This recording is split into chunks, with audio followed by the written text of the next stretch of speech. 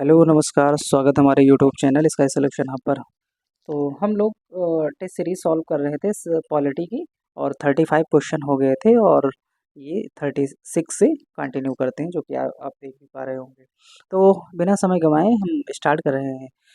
Question number अब 36 में है, निम्नलिखित कथनों पर विचार कीजिए। कथन नंबर 1 है, राष्ट्रपति पद की रिक्ति उसकी पदावधि की समाप्ति से पूर्व होती है। तो अनुच्छेद 56(1) गा के अनुसार उपराष्ट्रपति तब तक राष्ट्रपति का कार्य का संचालन करेगा जब तक नए राष्ट्रपति का निर्वाचन नहीं हो जाता। दूसरा है, राष्ट्रपति के विरुद्ध महाभियोग संकल्प पारित होने पर या स्वयं पद त्याग दिए जाने पर अनुच्छेद 65(3) के अनुसार वो नए राष्ट्रपति के निर्वाचन तक अपना पद धारण करता है। तो अब ये क्या है, उपर्युक्त में से कौन से कथन सही है ना? तो इसमें से दोनों कथन गलत हैं। एक ना तो 1 होगा और ना ही ये 2 होगा। ठीक है, क्यों गलत है? क्योंकि जो राष्ट्रपति किन्हीं कारणों से पदावधि की समाप्ति से पूर्व निर्वाचन नहीं हो पाता है। अगर ये इसमें देखिए अनुच्छेद 56(1) में है ना, 56(1) गा के अनुसार पदासीन राष्ट्रपति अवधि समाप्ति के पश्चात भी कार्यवाहक राष्ट्रपति के रूप में कार्य संचालन करता रहेगा जब तक कि नवनिर्वाचित राष्ट्रपति पद पर धारण नहीं कर लेता। और वही बात करें राष्ट्रपति पर महाभियोग पारित होने या स्वयं पद त्याग दिए जाने पर अनुच्छेद 65(3) के अनुसार उपराष्ट्रपति नए राष्ट्रपति चयन तक राष्ट्रपति के पद पर कार्य का संचालन करता रहेगा। इसी वजह से यहाँ पर डी ऑप्शन इस करेक्ट आंसर है। आगे हम बढ़ते हैं क्वेश्चन नंबर 37। अब 37 में क्या है, 37 राष्ट्रपति और उनकी कार्यावधि को बताना है। अब फखरुद्दीन अली अहमद, एन संजीव रेड्डी, डॉक्टर जाकिर हुसैन और वीवी गिरी। अब इसमें ये देखना है कि किसका कालानुक्रम है। तो फखरुद्दीन अली अहमद, अब फखरुद्दीन अली अहमद क्या है, इनका कार्यकाल 1774 से 1777 तक था। तो ए का क्या हो जाएगा, ए का हो जाएगा यहाँ पर 2, ए का 2 हो जाएगा। एन संजीव यानी नीलम संजीव रेड्डी, इनका क्या होगा, तो 77 से 82, इनके बाद ये 77 से 82। अब 30, 2 और 3। अब देखो 2 3 से कौन कौन है, बी है और सी है। फिर डॉक्टर जाकिर हुसैन, अब इनका कार्यकाल क्या था, 1967 से 1969 तक। तो यानी ये 4 हो जाएगा। 2 3 और 4 है ना, 2 3 और 4 कहाँ है, ऑप्शन सी में 2 3 और 4। और फिर वीवी गिरी का क्या हो जाएगा, 1969 से 1974। ठीक है, तो अब इनका ये यानी इसी अनुसार ये सी ऑप्शन इस करेक्ट आंसर हो जाएगा। ठीक, आगे बात करेंगे निम्नलिखित में से क्या सत्य नहीं है। अब क्या सत्य नहीं है, देखो भाई, राष्ट्रपति या राज्यपाल को शासकीय कार्यों के लिए विधिक कार्यवाही से उन्मुक्ति है। अब यहाँ देखना है क्या सही नहीं है। अब ऑप्शन बी में क्या दिया गया है, इसमें ये बताया गया है कि कोई न्यायालय राज्यपाल को किसी कर्तव्य पालन के लिए विवश नहीं कर सकता है। और सी में है, एक राज्यपाल को व्यक्तिगत कार्यों हेतु सिविल कार्यवाही लाने के लिए 2 मास की लिखित सूचना अवश्य देनी होगी। और डी में है, मंत्रियों द्वारा राष्ट्रपति या राज्यपाल को दिए गए सलाह को जांचने के लिए न्यायालय अधिकृत है। तो यहाँ पर ये देखेंगे कि ये तो हमारे सही हैं, यानी राष्ट्रपति या राज्यपाल को शासकीय कार्यों की विधिक कार्यवाही को उन्मुक्त करता है, ये सही है। कोई न्यायालय राज्यपाल को किसी कर्तव्य पालन के लिए विवश नहीं कर सकता, बिल्कुल सही है। एक राज्यपाल को व्यक्तिगत कार्यों हेतु सिविल कार्यवाही लाने के लिए 2 मास की लिखित सूचना अवश्य देनी होगी, ये भी सही है। और मंत्रियों द्वारा राष्ट्रपति या राज्यपाल को दिए गए सलाह को जांचने के लिए न्यायालय अधिकृत है, यही क्वेश्चन हमारा गलत हो जाएगा। क्योंकि अब ये है कि जो अनुच्छेद 74(1) है, इसके अनुसार राष्ट्रपति अपनी शक्तियों का प्रयोग मंत्री परिषद की सलाह से करेगा। और जो 74(2) में है, इसके अनुसार इस प्रश्न की किसी भी न्यायालय में जांच नहीं की जा सकती है कि क्या मंत्रियों ने राष्ट्रपति को कोई सलाह दी है, और यदि दी है तो क्या दी है। ऐसी व्यवस्था राज्यों के राज्यपाल के संदर्भ में भी अनुच्छेद 163(3) में प्रदान की गई है। ठीक है, तो D option is the correct answer हो जाएगा, है ना। और यही हमारा ये इसी क्वेश्चन के ये हमारा आंसर हो जाएगा, है ना, यही हमारा आंसर हो जाएगा। चलो आगे बात करते हैं क्वेश्चन नंबर 39। भारत का राष्ट्रपति। अब भारत का राष्ट्रपति के संदर्भ में हम क्या देखते हैं, भारत का द्वितीय, हाँ, भारत का द्वितीय उच्चतम प्रतिष्ठित पदाधिकारी है। अब भारत का उपराष्ट्रपति, सॉरी, तो भारत का द्वितीय उच्चतम प्रतिष्ठित पदाधिकारी है। 2 में देखेंगे, उपराष्ट्रपति के पास पद से संबंध कोई औपचारिक कार्य यानी दायित्व नहीं है। 3 में राष्ट्रपति की अनुपस्थिति में उसके कार्यों का निर्वहन करता है। ऑप्शन 4 यानी 4 नंबर में राष्ट्रपति की पदत्याग, अपदस्थीकरण अथवा मृत्यु के चलते राष्ट्रपति के रूप में कार्य करता है। तो अब इसमें क्या हो जाएगा, इसके संबंध में नीचे दिए गए कूट से सही उत्तर चुनो। अब सही उत्तर में तो भाई ये बात तो सही है, भारत का द्वितीय उच्चतम प्रतिष्ठित पदाधिकारी है उपराष्ट्रपति, ये भी बात सही है। ये कहता है उपराष्ट्रपति के पास पद से संबंध कोई औपचारिक कार्य नहीं होते हैं, कहीं नहीं है, ये भी सही है। राष्ट्रपति की अनुपस्थिति में उसके कार्यों का निर्वहन कर यानी जो उपराष्ट्रपति होता है राष्ट्रपति की अनुपस्थिति में उसके कार्यों का निर्वहन करता है, बिल्कुल सही है। राष्ट्रपति की पदत्याग, अपदस्थीकरण अथवा मृत्यु के चलते राष्ट्रपति के रूप में कार्य करता है। हाँ, या तो वो अपना त्याग पत्र दे देते हैं या किन्हीं कारणों से महाभियोग से जब हटाए जाते हैं तो ये उपराष्ट्रपति ही उनका कार्यभार संभालते हैं।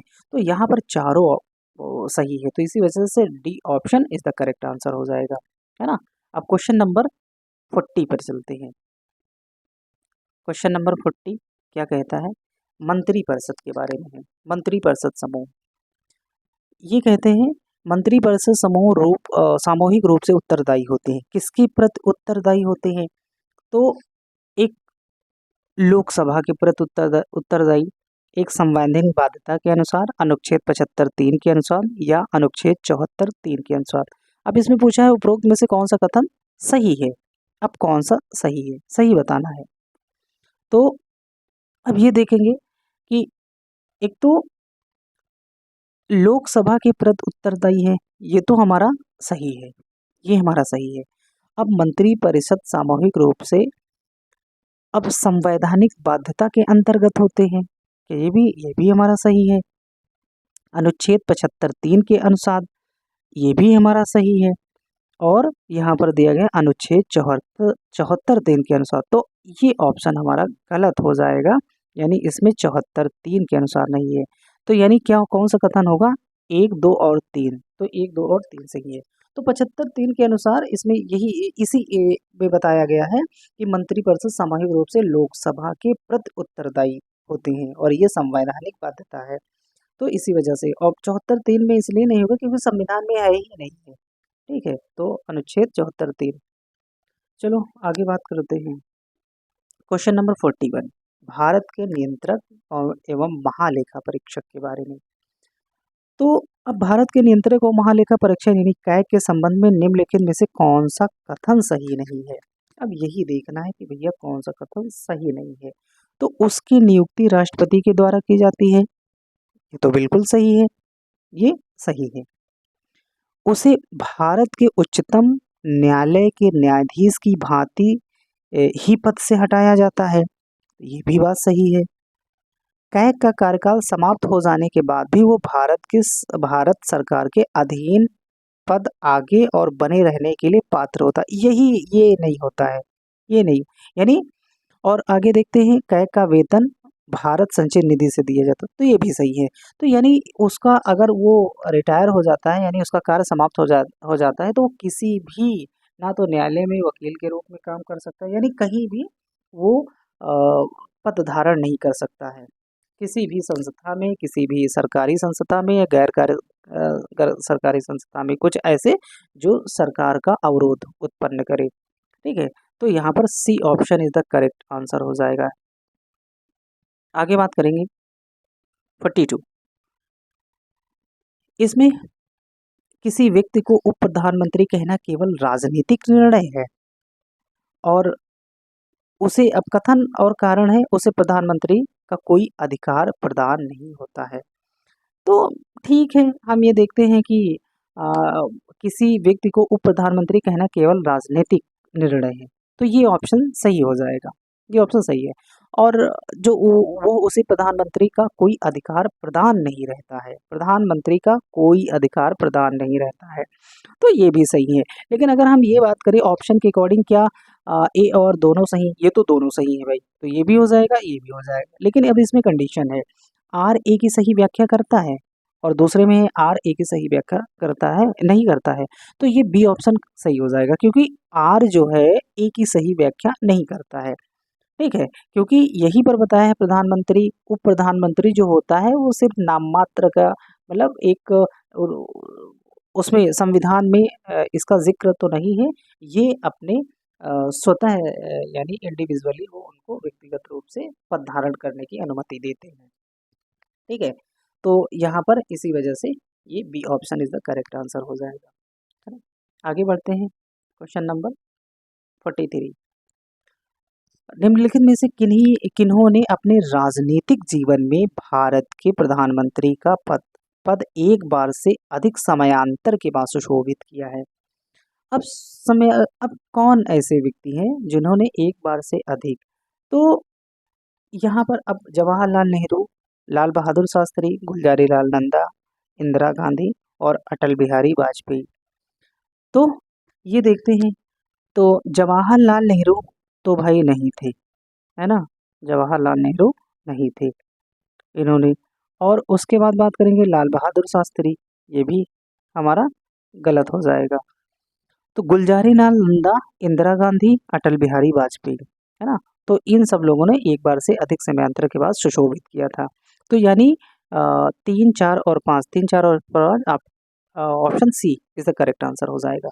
क्योंकि अब जवाहरलाल नेहरू के प्रधानमंत्री काल में समयांतराल नहीं था, क्योंकि गुलजारी लाल नंदा पहली बार 1964 यानी 27 मई 1964 से 9 जून 1964 तक, और दूसरी बात 11 जनवरी 1966 से 24 जनवरी 1966 तक बने थे, और ये कार्यवाहक प्रधानमंत्री हुए थे। अगर वही बात करें इंदिरा गांधी की, तो 1966 से 1980 तक, अटल बिहारी वाजपेयी पहली बार 1996 में और दूसरी बार 1998 में। तो दो समयांतरालों में भारत के प्रधानमंत्री हुए थे। तो इसी वजह से यानी लाल बहादुर शास्त्री, जवाहरलाल नेहरू ऑप्शन गलत हो जाएगा, यानी C option is correct answer. आगे बात करते हैं क्वेश्चन नंबर 44।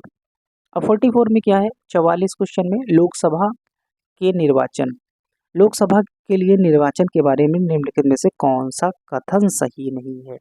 अब ये बताया है कौन सा कथन सही नहीं है।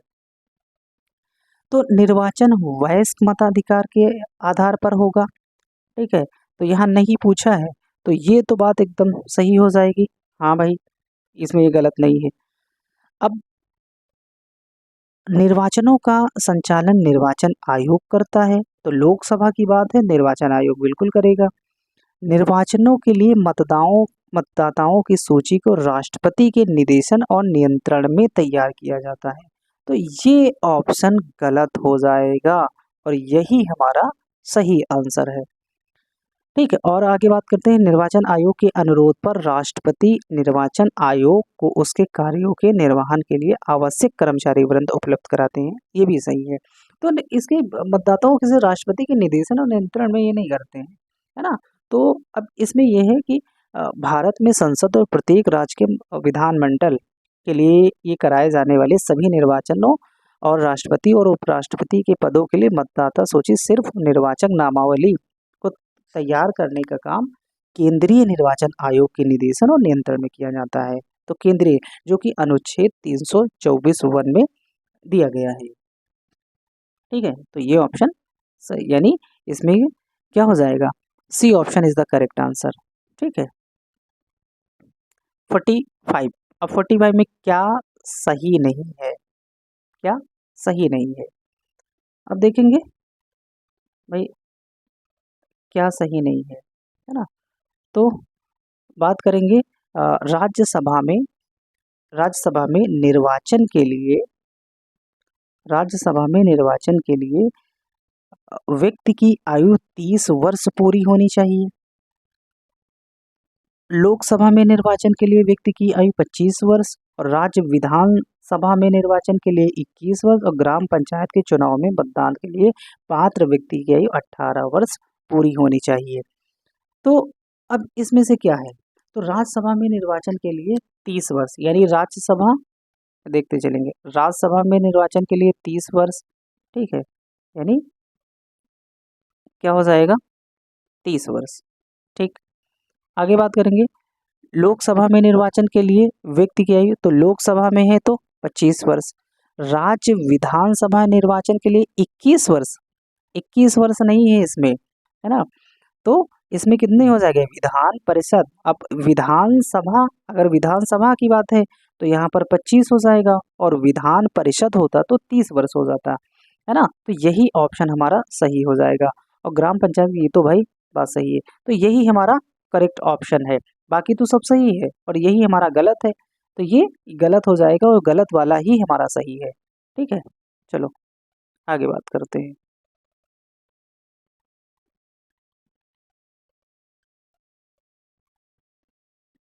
आगे बात करेंगे संसद के सचिवालय के पदों में निम्नलिखित में से कौन सा या से कथन सही है।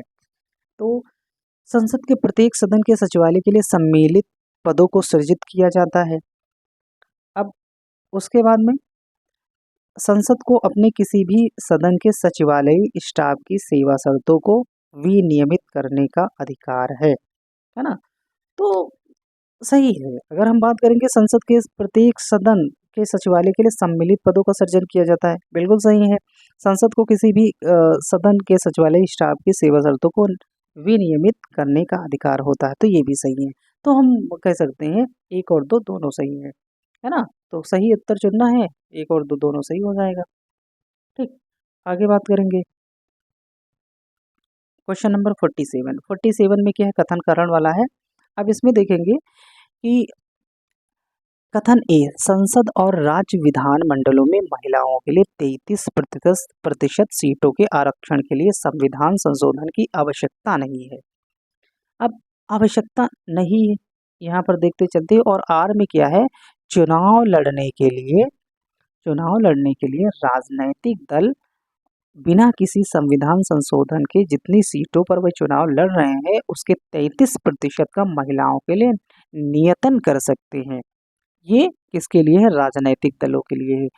तो अब यहाँ पर ये पूछा गया है, ऊपर दोनों वक्तव्य के संदर्भ निम्नलिखित में से कौन सा एक सही है, कौन सा एक सही है ना।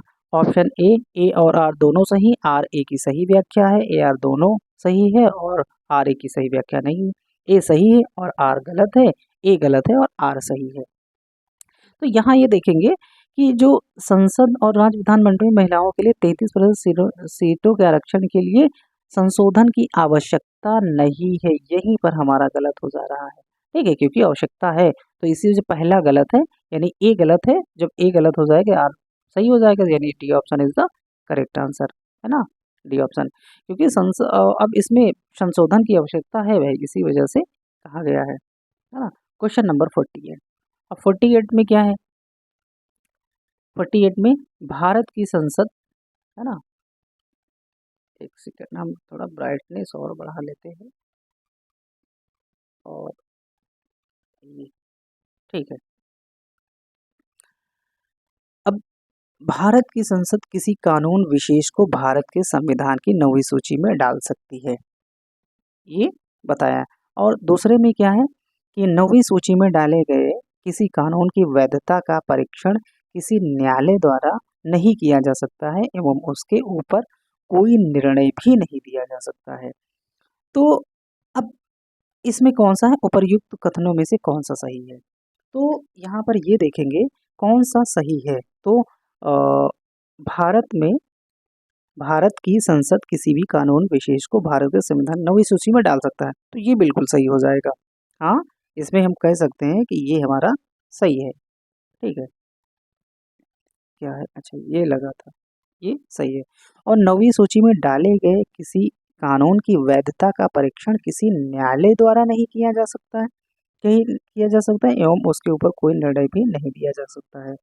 तो यहाँ पर क्या हो जाएगा यानी कौन सा कथन सही है, तो सही है तो ये दो वाला हमारा गलत हो जाएगा, एक सही है, यानी option A is the correct answer. क्यों होगा?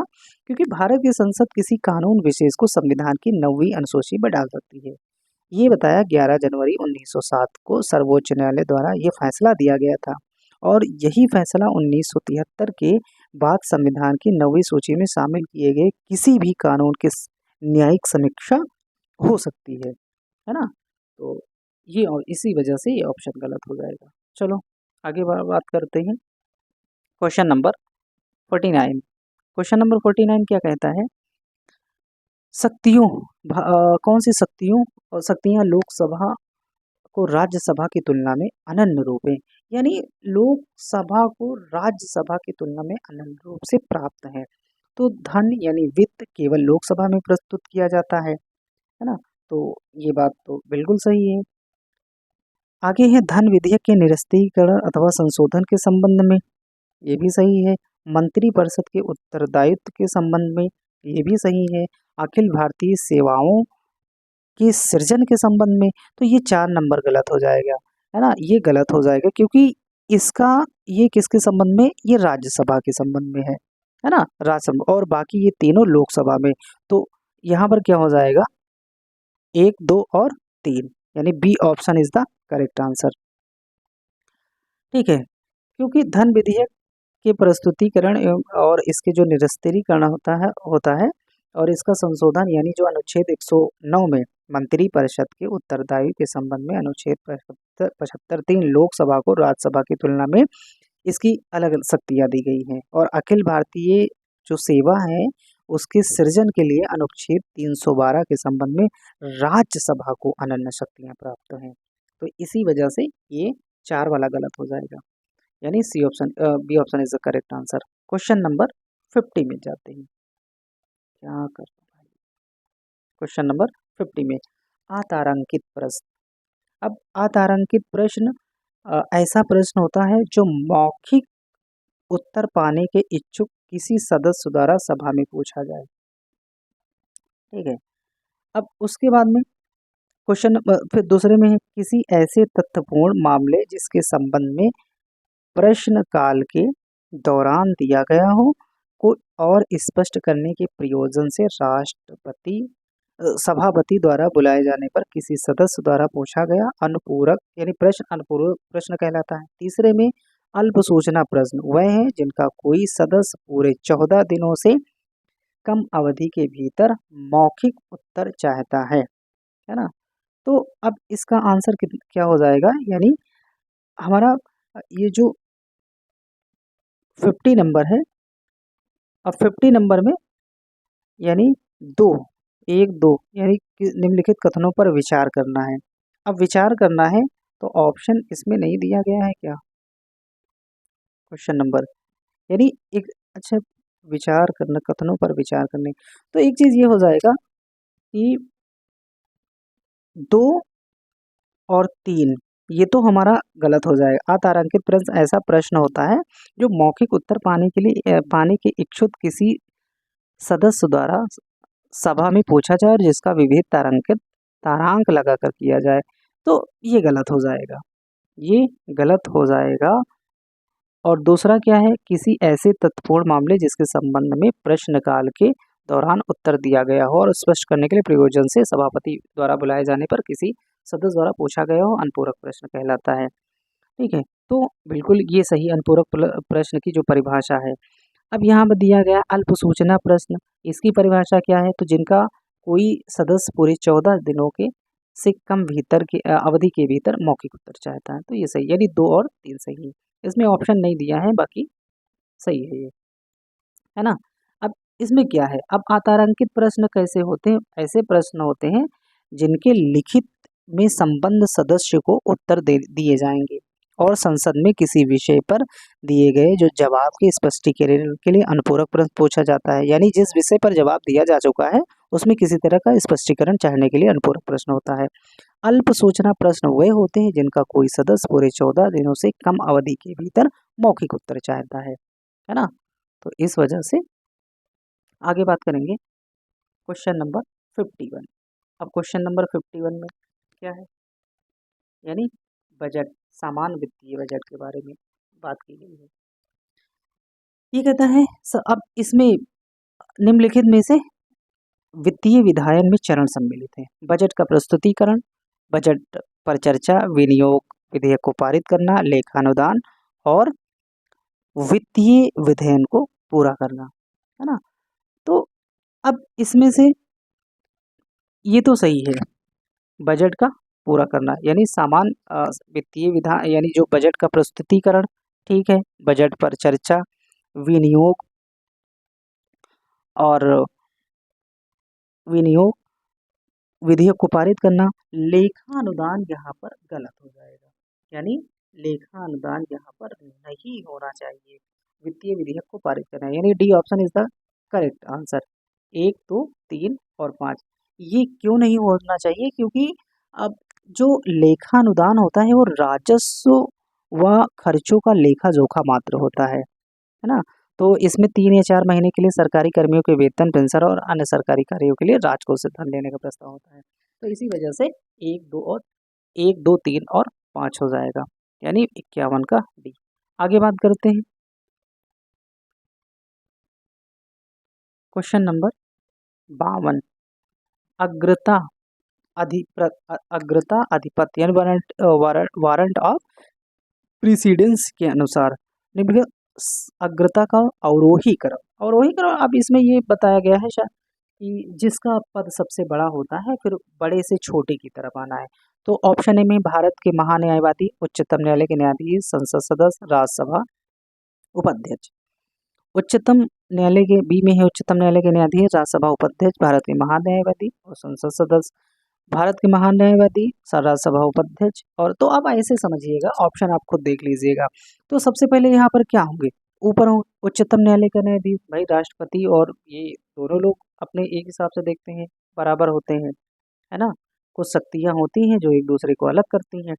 तो यहाँ पर अगर ऑप्शन के अकॉर्डिंग चलेंगे तो इन सब में क्या हो जाएगा, यानी जो उच्चतम न्यायालय का न्यायाधीश, तो पहले उच्चतम न्यायालय का न्यायाधीश, फिर राज्यसभा का उपाध्यक्ष, फिर भारत का महान्यायवादी और सबसे नीचे संसद सदस्य, यानी B option is the correct answer हो जाएगा। Question number 53। अब 53 में क्या है, प्रतिषेध रिट यानी वरिष्ठ न्यायालय द्वारा जारी किया जाता है। प्रतिषेध रिट वरिष्ठ न्यायालय द्वारा जारी किया जाता है। अब इसमें बताया गया है, इसके बारे में है कि किसी अवर न्यायालय या अधिकरण को अपनी अधिकारिता से अधिक होने या नैसर्गिक न्याय के नियमों के विरुद्ध कार्य करने से रोकने के लिए। दूसरा है किसी अवर, है ना। तो ये ऑप्शन ठीक ठाक लग रहा, किसी अवर न्यायालय या न्यायिक अथवा न्यायिक कल्प कृत्यों को निष्पादित करने को वाले निकाय को, इसलिए कि वह किसी वाद में कार्यवाहियों के अभिलेख को उसके पुनर्विलोकन के लिए अंतरित करते। सी में जहां वो किसी व्यक्ति के से अपेक्षा कर सकता है कि वो दिखाए कि किस प्राधिकार के अधीन वो पद धारण कर रहा है। और डी में किसी प्राधिकारी को, इसलिए कि वो अवैध रूप से निरुद्ध किए गए किसी व्यक्ति को विचारण के लिए न्यायालय में होगा।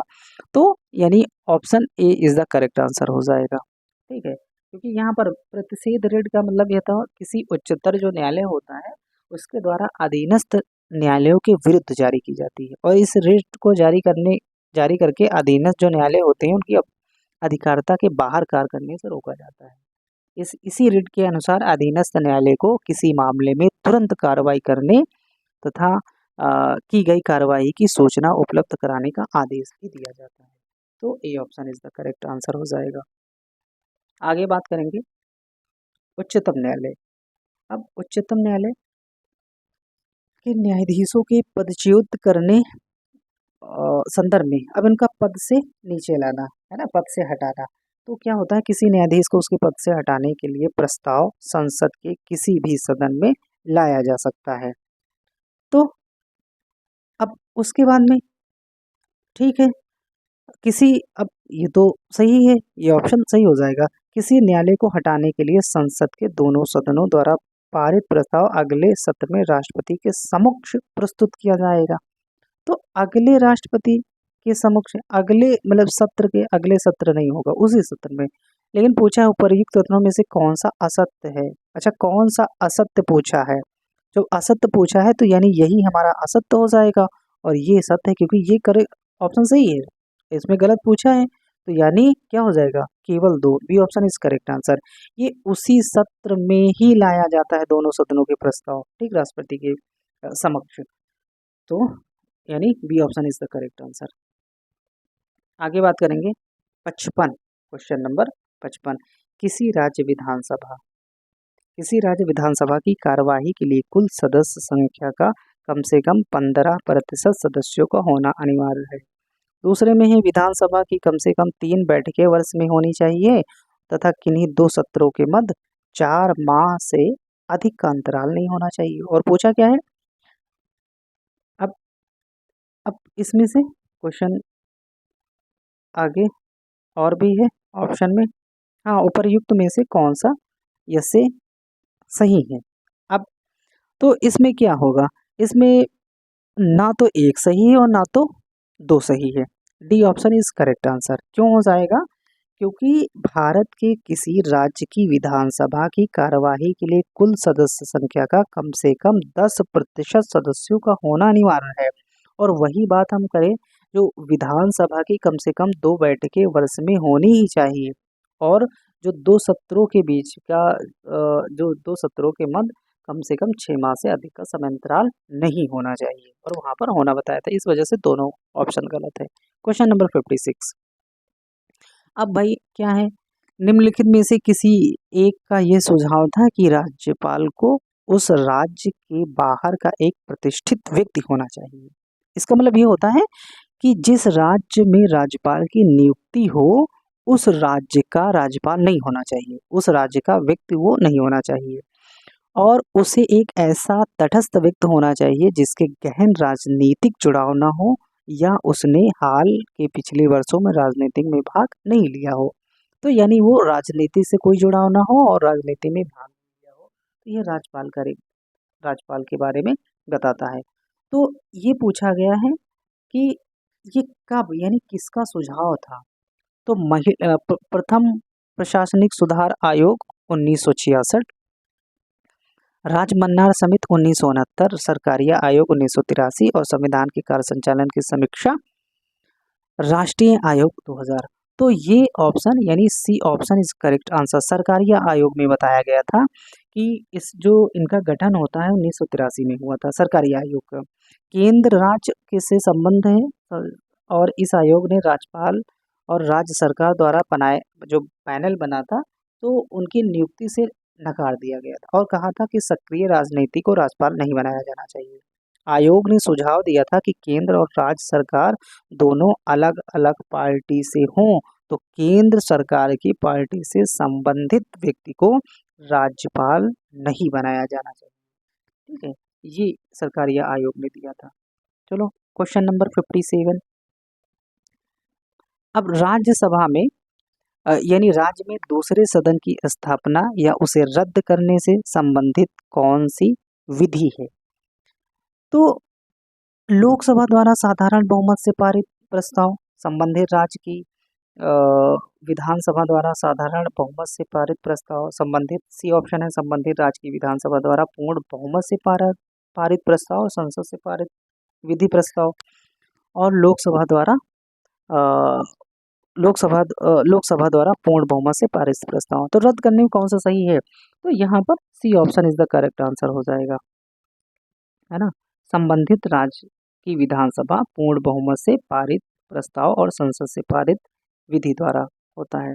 ठीक है, क्योंकि अब यहाँ पर ये बताया गया है कि अनुच्छेद 169 के अनुसार जो दूसरे सदन में अर्थात विधान परिषद की जो स्थापना या विघटन संसद भी कर सकती है, जबकि संबंधित राज्य की विधानसभा इस आशय का संकल्प सदन के कुछ सदस्य संख्या से बहुमत द्वारा और उपस्थित मत देने वाले सदस्यों की संख्या से कम 2/3 बहुमत पारित कर दिया है और पारित प्रस्ताव को संसद सामान्य बहुमत से पारित कर दे तो दूसरे सदन की स्थापना हो भी जाती है और इसका विघटन भी हो जाता है ना। तो 57 C option is correct answer. 58 का देखते हैं। अब 58 58 का। विधानसभा की अध्यक्ष यदि विधानसभा की सदस्य नहीं रहता है या रहती है तो अपना पद रिक्त कर देगा। दूसरा है, जब कभी विधानसभा का विघटन किया जाता है तो अध्यक्ष अपने पद को तुरंत रिक्त कर देगा। अब पूछा है कौन से इसमें सही है, कौन सा इसमें सही है? तो एक तो ये है कि विधानसभा का अध्यक्ष यदि विधानसभा का सदस्य नहीं रहता है तो वो अपना पद रिक्त कर देगा, बिल्कुल सही है, ठीक है। लेकिन जब कभी विधानसभा का विघटन किया जाता है तो अध्यक्ष अपने पद को तुरंत रिक्त नहीं करता है। विघटन होने के बाद जब दूसरी विधानसभा के सदस्य नियुक्त चुनाव होता है और उसके बाद सरकार बनती है, सरकार बनने की जो पहली बैठक तक वो यानी अपने पद पर बना रहता है, ठीक है। तो इस वजह से सॉरी, ये नहीं, यानी A option is the correct answer, A option is the correct answer, ये सी ऑप्शन नहीं होगा, ठीक है। तो 59 पर चलते हैं। 59 क्या कहता है? एक संघीय राज्य व्यवस्था में सम्मिलित है। अब एक संघीय राज्य व्यवस्था में क्या सम्मिलित है? तो ये कहते हैं राज्य, संघ और राज्यों के बीच संबंध, राज्यों के मध्य संबंध, समन्वय के लिए तंत्र और विवादों को सुलझाने के लिए तंत्र। तो ठीक है, यानी अपना उत्तर दिए गए कोड से चुनिए। तो यहाँ पर ये राज्य, संघ और राज्यों के बीच संबंध सही है, राज्यों के मध्य संबंध ये भी सही है, समन्वय के लिए तंत्र ये भी सही है, और विवादों को सुलझाने के लिए तंत्र ये भी सही, यानी 1 2 3 4 option A is the correct answer हो जाएगा, ठीक है। आगे हम बात करेंगे कितना 60 क्वेश्चन क्या कहता है? Question number 60। अब 60 क्या कहता है? पंचायत यानी अनुसूचित क्षेत्रों में विस्तार अधिनियम 1996 के अंतर्गत समाविष्ट क्षेत्रों में ग्राम सभा की क्या भूमिका सकती है, क्या भूमिका या उनकी शक्ति है, इसके बारे में है। तो ग्राम सभा के पास अनुसूचित क्षेत्रों में भूमि का हस्तांतरण रोकने की शक्ति है। दूसरा है ग्राम सभा के पास लघु वनोपज का स्वामित्व होता है। और तीसरा है अनुसूचित क्षेत्रों में किसी भी खनिज के लिए खनन का पट्टा अथवा पूर्वेक्षण लाइसेंस प्रदान करने के ग्राम सभा की अनुशंसा आवश्यक है। और पूछा गया है इसमें कौन सा सही है? तो कौन सा सही है? 1 और 2 दोनों सही है, यानी B option is the correct answer. यहाँ पर ये गलत हो जाएगा, सी यानी तीसरा इसलिए गलत होगा क्योंकि पंचायत अनुसूचित क्षेत्रों में विस्तार जो बताया गया अधिनियम 1996, तो इसके अंतर्गत ग्राम सभा के पास अनुसूचित क्षेत्रों में भूमि का हस्तांतरण रोकने, केवल लघु वन उपज का स्वामित्व का खनन पट्टा या पूर्वेक्षण लाइसेंस प्रदान करने के अनुशंसा का प्रदान है, ठीक है। इसी वजह से B option is the correct answer हो जाएगा। आगे बात हम करेंगे सहभागी बजट। सहभागी बजट निर्माण किस प्रकार स्थानीय प्रशासकीय संस्थाओं की कार्यप्रणाली को अधिक पारदर्शी तथा जवाबदेही बनाने का प्रयास करती है? तो देखते हैं।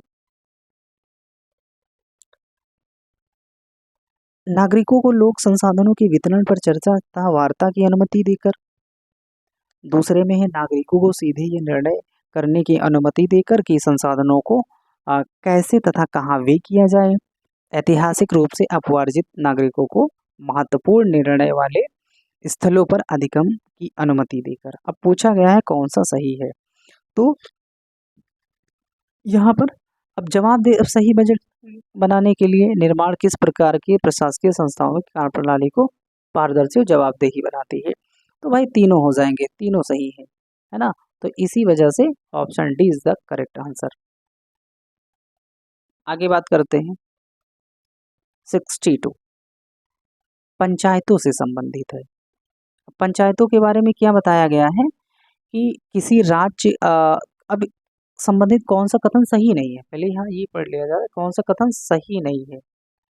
किसी राज्य का विधानमंडल पंचायतों की संरचना के संदर्भ में विधि द्वारा उपबंध कर सकता है, ठीक है।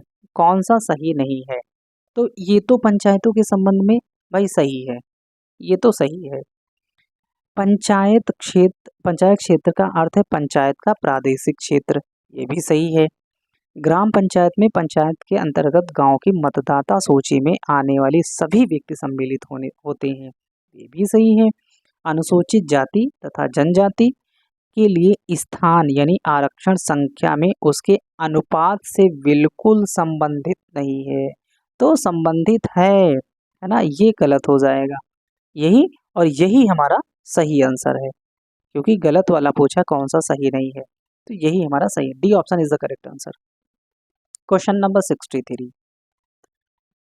अब 63 में क्या बताया गया है? अब सुसमिति और नियुक्ति का वर्ष, इसमें बलवंत राय मेहता समिति और अशोक मेहता समिति, LM सिंघवी समिति और PK तुंगन समिति। तो अब जो बलवंत राय मेहता समिति है, तो ये देख लेते हैं ये कब था, 1957 में बना था। ठीक है, इनको ये मिला देते हैं, है ना, इनको ये मिला देते हैं 1957। अशोक मेहता समिति ये 1977, ये इनका 1977 में। LM सिंघवी समिति 1986 और PK तुंगन समिति 1988, यानी 1 2 3 4 1 2 3 4। तो 63 का कितना हो जाएगा, 1 2 3 4। अब ये देखते हैं किस में होगा, 1 2 3 4 कौन, बी ऑप्शन। यस, तो B option is the correct answer. चलो आगे बढ़ते हैं। Question number 64। लोक लेखा समिति का अध्यक्ष लोकसभा द्वारा नियुक्त किया जाता है। क्वेश्चन नंबर अब इसमें फिर दूसरा देखते हैं। लोक लेखा समिति में लोकसभा सदस्य, राज्यसभा सदस्य और उद्योग तथा व्यापार के कुछ जाने माने व्यक्ति सम्मिलित होते हैं। उपरोक्त में से कौन सा यह सही है? अब इसमें ये पूछा है कौन सा कथन सही है। तो लोक लेखा समिति का अध्यक्ष लोकसभा के द्वारा नियुक्त किया जाता है, ये तो सही हो जाएगा। और लोक से लेखा समिति में लोकसभा सदस्य, राज्यसभा सदस्य और उद्योग तथा व्यापार को जाने माने व्यक्ति सम्मिलित होते हैं, ये वाला ऑप्शन गलत हो जाएगा, है ना। अब इसमें पूछा है उपरोक्त कौन सा सही है, जब कौन सा सही है तो ये वाला ऑप्शन गलत हो जाएगा और ए इज द करेक्ट आंसर हो जाएगा 64 का। ठीक है, लोक लेखा समिति में अब ये बताया गया कि इसमें कितने 22 सदस्य होते हैं, जो कि 15 लोकसभा के होते हैं और 7 राज्यसभा से चुने जाते हैं, है ना। अब इसी में आगे बात करते हैं 65। अल्पसंख्यक शब्द यानी कथन कारण वाला है। अल्पसंख्यक शब्द भारत शब्द की भारत के संविधान में परिभाषा नहीं दी गई है और अल्पसंख्यक शब्द आयोग के सांविधिक निकाय नहीं है। तो अब ये देखेंगे कि जो अब ये देखो ये भाई दोनों सही है। अल्पसंख्यक जो शब्द है इसका परिभाषा संविधान में नहीं है। जब संविधान में नहीं है और अल्पसंख्यक आयोग सांविधानिक निकाय नहीं है, अब ये निकाय जब इसमें संविधान में नहीं है तो संवैधानिक निकाय भी नहीं है, तो ये और दोनों सही है। लेकिन कंडीशन ये है क्या RA की सही व्याख्या करता है कि नहीं करता है, तो यहाँ पर नहीं करता है। B option is the correct answer हो जाएगा, क्योंकि यहाँ पर अल्पसंख्यक आयोग एक पारदर्शी निकाय है। 123वें संवैधानिक संशोधन विधेयक ने इसे संवैधानिक बनाने की संस्तुति की है, परंतु अभी एक विधेयक संसद के दोनों सदनों में पास नहीं हुआ है। ठीक है, तो B option is the correct answer हो जाएगा। Question number 66। अब 66 पर आते हैं, क्या कहता है ये? भारत में 100 गैर अधिसूचित भाषाएं हैं जिन्हें कम से कम 1 लाख या उससे अधिक लोग बोलते हैं। भारत में 42 ऐसी भाषाएं हैं जिन्हें 10,000 से भी कम लोग बोलते हैं और उन्हें संकटापन्न समझा जाता है। तीसरे में है भारत का central institute of language Mysore इन संकटापन्न भाषाओं के संरक्षण के लिए कार्य कर रहा है। तो निम्न कोडों की सहायता से सही उत्तर का चयन कीजिए। अब सही उत्तर पूछा है, तो एक तो यहाँ पर ये बात करेंगे उनकी भाषा के ऊपर। तो भारत में 100 गैर अधिसूचित भाषाएं हैं जिन्हें कम से कम 1 लाख से अधिक लोग बोलते हैं, बिल्कुल सही है। और 42 ऐसी भाषाएं जो 10,000 ही है ना, 3 2 5, हाँ, इससे भी कम लोग बोलते हैं, जिसको हम संकटापन समझा जा रहा है, ये भी सही है।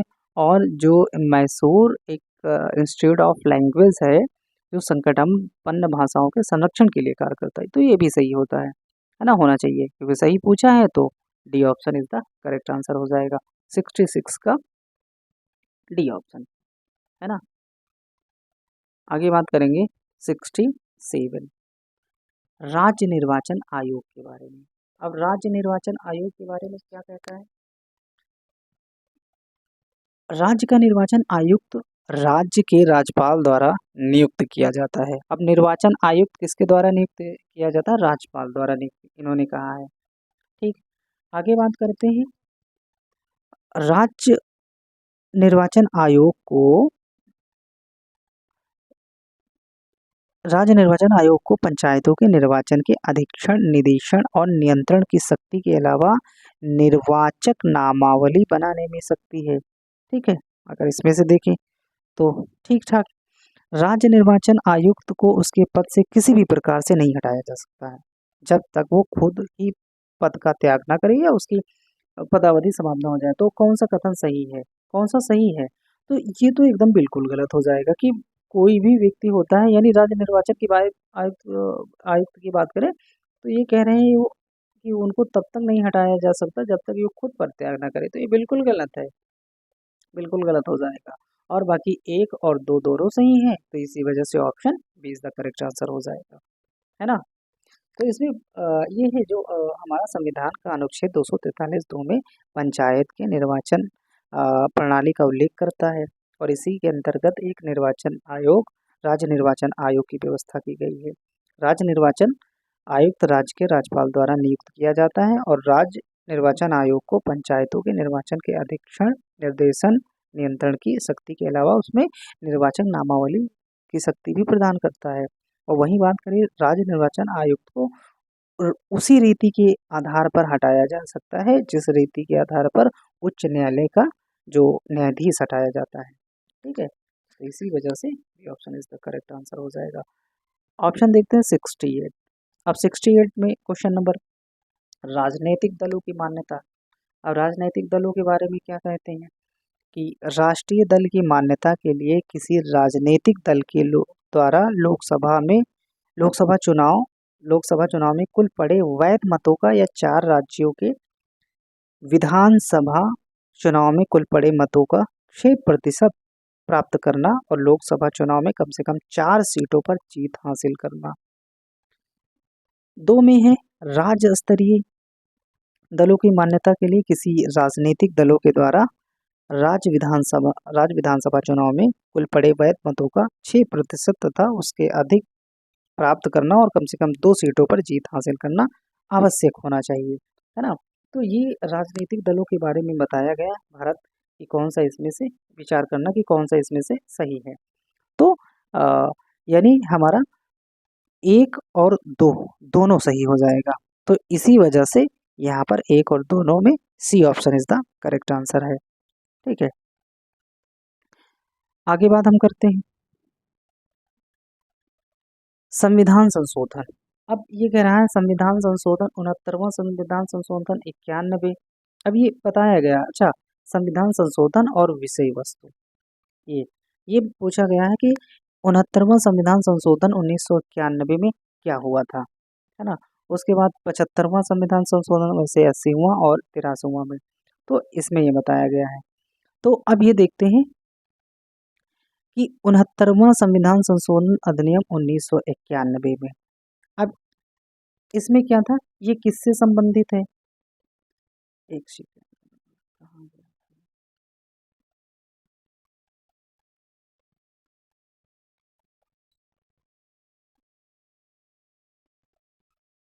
हाँ, तो जो 69वां संशोधन अधिनियम 1991 है, तो वो किससे संबंधित है? तो यहाँ ए का कितना हो जाएगा, यानी दिल्ली को। अब इसके बाद विषय वस्तु भी देखते हैं, राज्य स्तरीय किराया अधिकरणों की स्थापना, अरुणाचल प्रदेश में पंचायतों में अनुसूचित जातियों के लिए कोई आरक्षण नहीं, गांव तथा अन्य स्थानीय स्तरों पर पंचायत का संगठन और 10वें वित्त आयोग की सिफारिशों को स्वीकार करना, दिल्ली को राष्ट्रीय राजधानी क्षेत्र का दर्जा देना। तो एक का यानी जो 69वां संविधान संशोधन था वो दिल्ली को राष्ट्रीय राजधानी क्षेत्र का दर्जा देना, यानी 5 हो जाएगा, 5। आगे बात करें जो 75वां संविधान संशोधन था, अब 75वां संविधान संशोधन में क्या गया था, राज्य स्तरीय किराया अधिकरणों की स्थापना, यानी यहाँ पर 1 हो जाएगा, ठीक है, 5 और 1, ए का 5 और बी का 1। अब आगे क्या है, 80वां संविधान संशोधन। तो 80वां संविधान संशोधन क्या था, 10वें वित्त आयोग की सिफारिशों को स्वीकारना, यानी सी का 4। और डी का है संविधान यानी 83वां संविधान संशोधन 2000 में। तो गांवों तथा अन्य स्थानीय स्तरों पर पंचायतों का संगठन, यानी ये 3 हो जाएगा।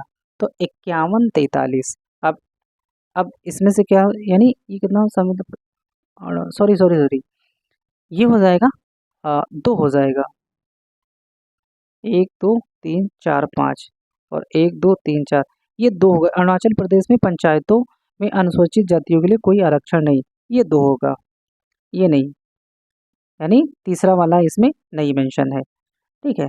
तो 51-42 है ना, इसमें देखते हैं 51-42 कहाँ है, 69, 51-42 ए, यानी A option is the correct answer, 51-42। आगे बात करेंगे 70 पर, क्वेश्चन नंबर 70।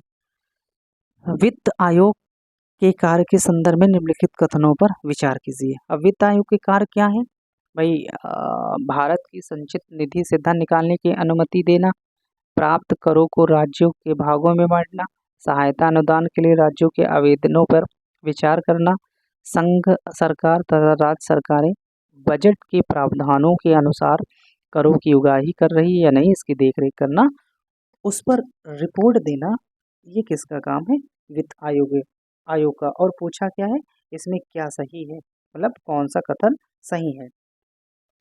तो एक तो ये यानी भारत की संचित निधि कौन सा, धन निकालने की अनुमति देता है ना, तो ये ऑप्शन हमारा बिल्कुल गलत हो जाएगा, ए यानी एक का इसमें गलत हो जाएगा। प्राप्त करों को राज्यों के भागों में बांटना, अब ये सही है, ठीक। सहायता अनुदान के लिए राज्यों के आवेदनों पर विचार करना, ये भी सही है।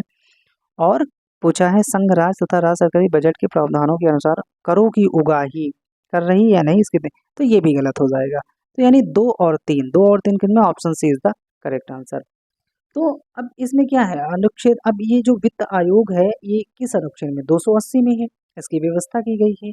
और इसके कार्य, इससे कौन कौन से कार्य होते हैं, तो करों के सभी बंटवारे और केंद्र एवं राज्यों के बीच करों का सही निर्धारण करना, केंद्र व राज्यों को प्रदान की जाने वाली सहायता राशि का निर्धारण करना, नगर पालिका पंचायतों के लिए नियमित राशि व संसाधनों का निर्धारण, ये सिफारिश राज्य वित्त आयोग की संस्तुति पर की जाती है।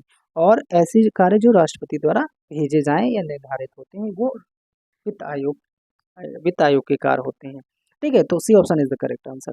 आगे बात करेंगे, ये 71 है ना, चलो 71 की बात करते हैं। भारत के संविधान के अनुच्छेद 21 में क्या है, 21 के संबंध में निम्नलिखित में कौन सा कथन सही है।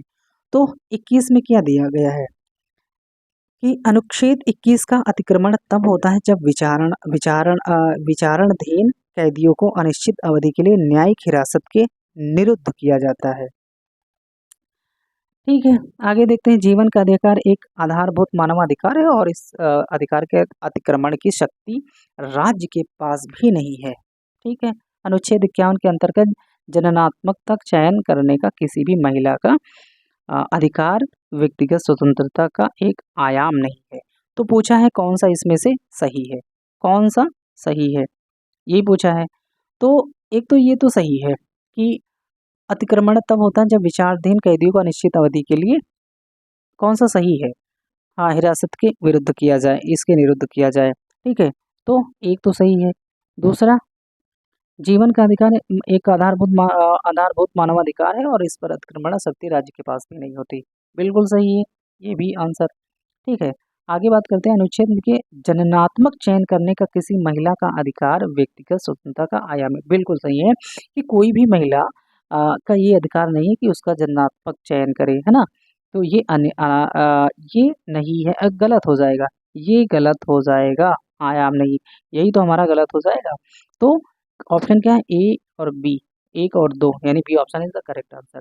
तो अनुच्छेद 21 का किसी महिला को जनात्मक चयन करने का निर्णय उसके व्यक्तिगत स्वतंत्रता का हिस्सा है ना। इसमें नहीं दिया गया कोई महिला यौन गतिविधियों, बच्चों के जन्म, गर्भ निरोधक तरीकों का उपयोग, गर्भावस्था को पूर्ण अवधि तक ले जाने जैसे मामले में ये स्वर्ण निर्णय की अधिकारी होती है। तो ऐसे मामले को अस्वीकार कर सकती है और कर भी सकती नहीं, मतलब उसकी इच्छा पर डिपेंड करता है। ठीक है, तो आगे बात हम करेंगे 1672 जीएसटी लाने के लिए संवैधानिक संशोधन की आवश्यकता क्यों थी। जीएसटी लाने के लिए, है ना, तो क्यों थी इसकी जरूरत क्यों पड़ी थी। संविधान में संशोधन के बिना जीएसटी लाने के लिए संघ के साथ सहमत होने के लिए राज्य तैयार नहीं थे, क्या ये बात थी, क्यों थी, या फिर जीएसटी समवर्ती आधार पर कार्यान्वित होना था और अनुच्छेद 246 ऐसे मामलों के लिए पर्याप्त था। तो option B is the correct answer हो जाएगा, यही वाला था, यही मिल गया, है ना, अनुच्छेद 246। अब इसमें ये बता, बाकी ये सब गलत हो जाएंगे, ये सब गलत हो जाएंगे। ये क्यों कहा गया, इसमें ये बताया गया कि अनुच्छेद 246 आ के अनुसार या प्रत्येक राज्य के विधानमंडल वस्तु एवं सेवा कर से संबंधित कानून बना सकते हैं, बशर्ते वो कानून संसद द्वारा अनुच्छेद 246 से 2 के तहत पारित किए गए हों और किसी अधिनियम की अवहेलना न करते हों। जीएसटी लागू करने के लिए अनुच्छेद 246 अपर्याप्त था, इसीलिए संविधान में संशोधन करना पड़ा। ठीक है, तो अब आते हैं क्वेश्चन नंबर 73 अनुच्छेद 32। अब अनुच्छेद 32, है ना, इसी को बाबा साहब ने कुछ और कहा था, है ना। तो ये कहते हैं उच्चतम न्यायालय, अब इसमें कौन सा कथन सही नहीं है ये पूछा है। वह उच्चतम न्यायालय और उच्च न्यायालयों को मूल अधिकारों के परिवर्तन के लिए रिट जारी करने की शक्ति देता है। यह भारतीय संविधान के भाग 3 में सम्मिलित किया गया और इसके लिए स्वयं एक मूल अधिकार है। डॉक्टर अम्बेडकर ने इसे ही संविधान की आत्मा की संज्ञा दी थी, यह आत्मा ही कहा है। जहाँ डी में है, जहाँ मूल अधिकार का उल्लंघन नहीं हुआ है वहाँ व्यथित व्यक्ति को अनुच्छेद 32 के अधीन परिवाद करने का अधिकार नहीं है। तो इसके बारे में तो कौन सा कथन सही है, तो यानी ये सही नहीं है। तो उच्चतम न्यायालय और उच्च न्यायालयों को मूल अधिकारों परिवर्तन कर रिट जाने की शक्ति देता है, तो उनको नहीं देता है ना, जो नागरिक होते हैं नागरिकों को जारी करने की शक्ति देता है और ये किसी भी न्यायालय में जा सकते हैं इसी के अनुसार, इसी में। तो 4 खंड, अब इसकी बात करेंगे तो बाकी ये तो सब